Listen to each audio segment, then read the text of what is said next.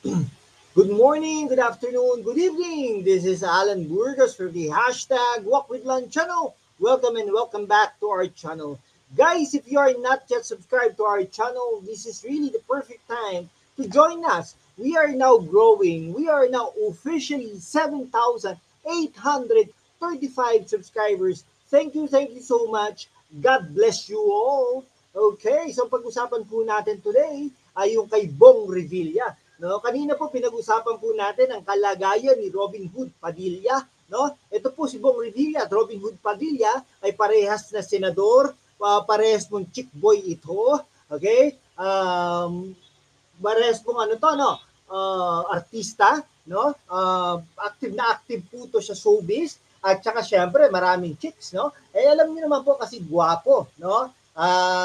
Si Robin Hood Padilla at saka si Bong Revilla, no? Parehas po sila, no? Eh yung sinasabi po natin, si Lito Lapid, Jinggoy Estrada, no? May mga problema po yan sa tuhod. Erap Estrada. Ano po ba yung common sa kanila? Marami pong chicks, no? Allegedly, ha? Okay, so ingat-ingat lang po, no? Okay, ito po, no? Eh nagkaroon po ng sakit ito si Bong Revilla, kaya nga po hindi ito nakaka-attend sa Senado noong mga nakarang araw at ito rin po ang dahilan bakit po nawala, natanggal si Mig Subiri bilang Senate President ng Senado ng Pilipinas dahil nga po ang gusto ni Mig Subiri ay umattend ito si Bong Revilla physically dahil hindi naman po nakakomatos ito. No? Ano ba naman na rason yun?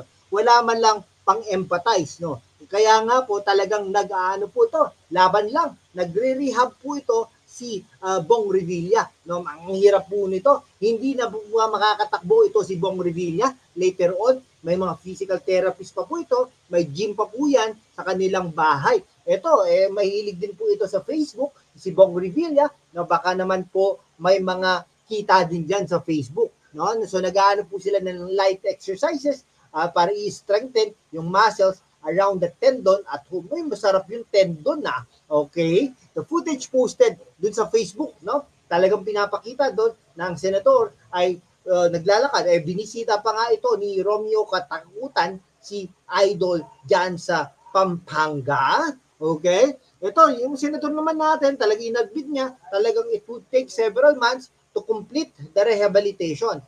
Pero optimistic naman siya about his full recovery. Konting tiis na lang at gagaling na din ito. Siyempre, magaling naman po mga doktor niya. 10 more months to full recovery, sabi niya. Laban lang, he said. Matagal-tagal din po yun, ha? 10 months. Okay, so sabi ni Revilla, nag-underwent po siya ng surgery, operasyon, after mapiglas yung Achilles tendon niya during doon sa shooting ng film niya last April. So early this month, he went on medical leave to rest and recover after his surgical had slightly opened and became swollen. Ang hirap po ng ganun, ha? Sige po, ha? Kaya ingat-ingat lang po tayo, no? Yung mga gwapo dyan. Okay? Baka naman, so sana wag lang naman. Okay?